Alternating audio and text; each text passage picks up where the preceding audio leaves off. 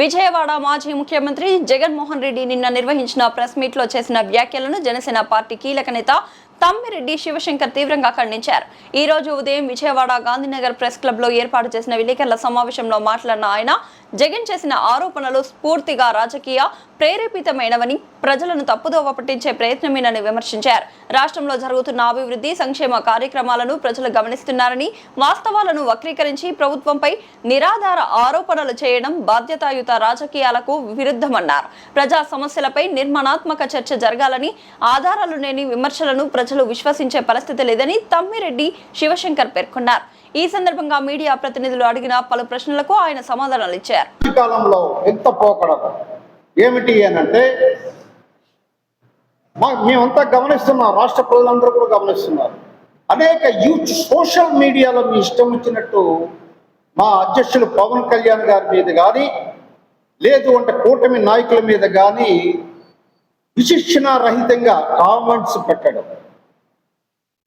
చాలామంది మేధావులు కూడా, వాళ్ళు కుహనా మేధావులు, నేను ఆల్రెడీ ఖండించాను వాళ్ళ చర్యలు తీవ్రంగా.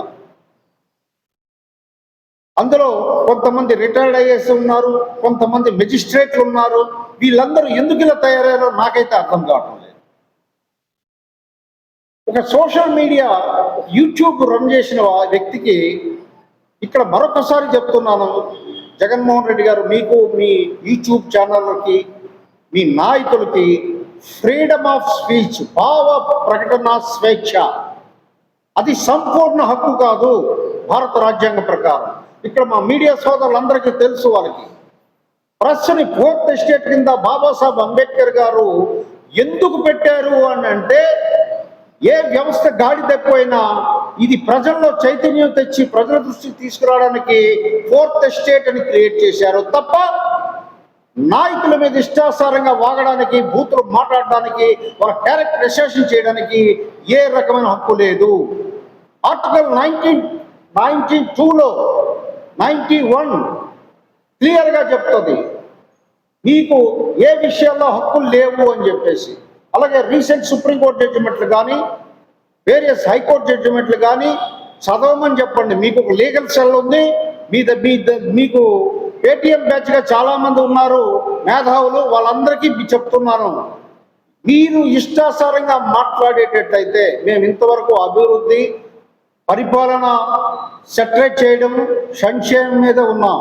ఇక నుంచి మీరు ఏమైనా రెచ్చగొట్టి ఈ రకమైన చేస్తే ఊరుకునే ప్రసక్తే లేదు. గట్టిగా ప్రతిఘటిస్తాం. ఏమాత్రం వెనక తగ్గే ప్రశ్నే లేదు. మీరు అల్లకల్లోలం సృష్టించి అందులోంచి లబ్ధి పొందాలి అని ఇంగ్లీష్లో ఒక ప్రోవర్బ్ ఉంది, ట్రబుల్డ్ వాటర్లో ఫిష్ క్యాచ్ చేయాలని చూస్తున్నారు. మీరు అల్లకల్లోలంలో నీటిలోంచి చేపలు మీరు పట్టలేరు మిస్టర్ జగన్మోహన్ రెడ్డి గారు. అంశాల మీద మాట్లాడండి, గౌరవప్రదంగా మాట్లాడండి. మీ నాయకులకి మీరు చెప్పండి, మీరే తప్పు చేస్తే మీ నాయకులు ఇంకా రెచ్చిపోతారు. కాబట్టి ఈ విషయాలు ఏవైతే మీరు లేవనెత్తారో, మావిగన్యం అమరావతి మేనిఫెస్టోలో పెడతాను, దాని మీద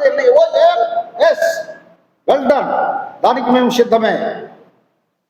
కానీ ఇక్కడ మీరు గమనించవలసింది ఏంటంటే, మీరు మావిగన్ని అమరావతి క్యాపిటల్ని మార్చడం అన్నది అసాధ్యమైన ప్రక్రియ.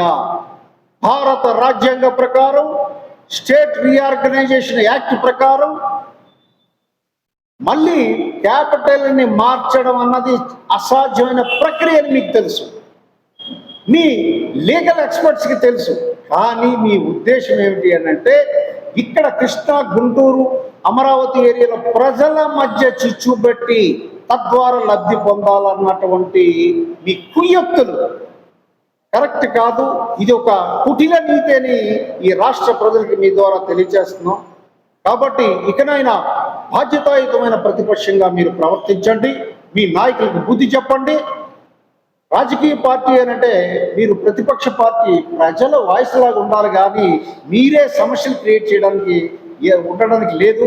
బాబాసాహెబ్ అంబేద్కర్ గారు పెట్టిన రాజ్యాంగంలో పార్లమెంటరీ వ్యవస్థ ఎందుకు నేను పెట్టాను అని అంటే, పౌరుడికి ఏదైనా హక్కు భంగం కలిగితే ప్రతిపక్ష పార్టీ ఆయన వాయిస్ కావాలి అనే ఉద్దేశంతో పెట్టానన్నటువంటి ఆ మహనీయుని వాక్యాల్ని మీకు మరొకసారి గుర్తు చేస్తూ ఆ రకంగా ప్రవర్తించండి అని మీకు హితం పలుకుతున్నాను.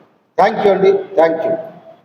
జరిగింది ఆ ప్రక్రియ మీకు అర్థమైనట్లేదు, ఆ ప్రక్రియ మీకు అర్థమైనట్లేదు. అది డూప్లికేట్ ఓటర్స్ ఉన్నా అంటే 2-3 దగ్గరలో ఓటు హక్కు నమోదు అయినటువంటి వాళ్ళని తీసివేయడం జరుగుతుంది, చనిపోయిన వాళ్ళ ఓట్లు తీసివేయడం జరుగుతుంది, అలాగే కొత్త వారు ఎవరైనా ఓటు హక్కు ఉంటే వాళ్ళు యాడ్ చేయడం జరుగుతుంది.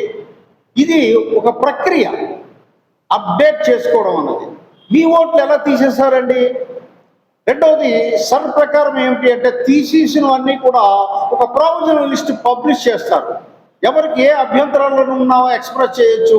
ఆ రీజనల్ ఆపర్చునిటీ కూడా ఉంది. అది కూడా అర్థం చేసుకోకుండా మీరు విమర్శిస్తున్నారు అని అంటే మీరు నెక్స్ట్ ఓటమికి సిద్ధపడ్డారనే అర్థం జగన్మోహన్ రెడ్డి గారు. ఎందుకంటే వెస్ట్ బెంగాల్లో అదే ఎలిగేషన్ చేశారు, తమిళనాడులో అదే ఎలిగేషన్ చేశారు. తమిళనాడులో డిఎంకే ప్రభుత్వం కూడా ఓటమిని అంగీకరించకుండా సర్ మీద నెట్టవేయడానికి ప్రయత్నం చేసింది. వెస్ట్ బెంగాల్లో మమతా బెనర్జీ గారు కూడా అదే చేశారు. మీరు ఇప్పుడు చేస్తున్నారు అని అంటే 2029 ఓటమి మీ కళ్ళ ముందు కనిపిస్తుందని మేము అర్థం చేసుకుంటున్నాం. ఈ రాష్ట్ర ప్రజలందరూ కూడా అర్థం చేసుకుంటున్నారు.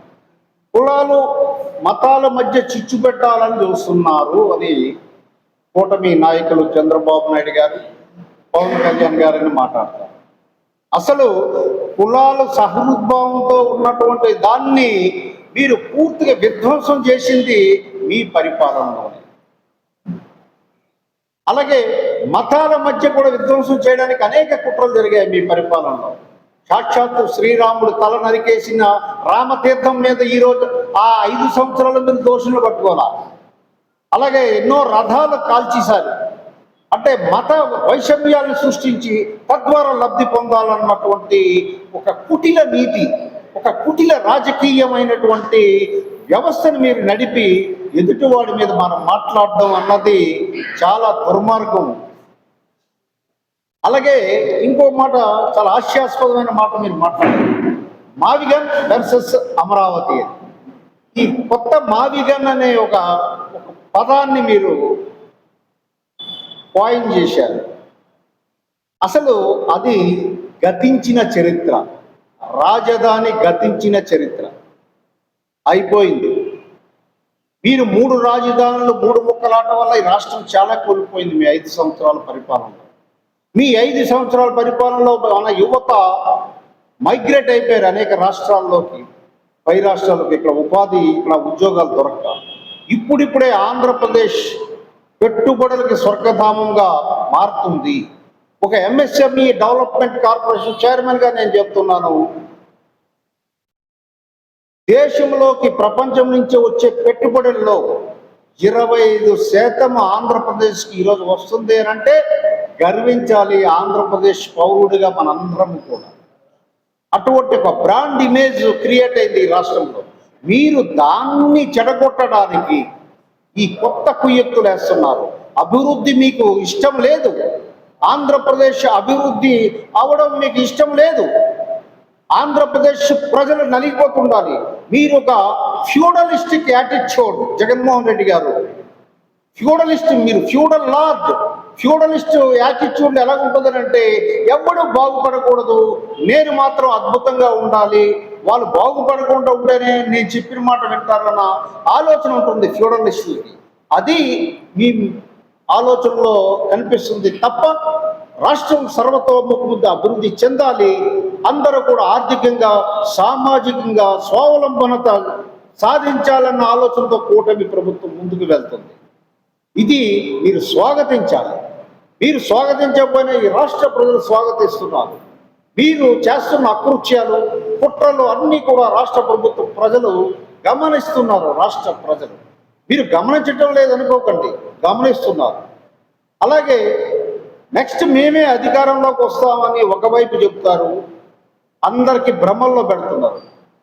నెక్స్టే కాదు, ఇప్పుడు ఏ రోజైతే మీరు సర్ మీద మీరు అభియోగాలు మోపారో అప్పుడే మీరు ఓటమికి సిద్ధపడిపోయినట్టు రాష్ట్ర ప్రజలందరూ అనుకుంటున్నారు. ఆ విషయం మీకు ఈ మీడియా ద్వారా తెలియజేస్తున్నాను.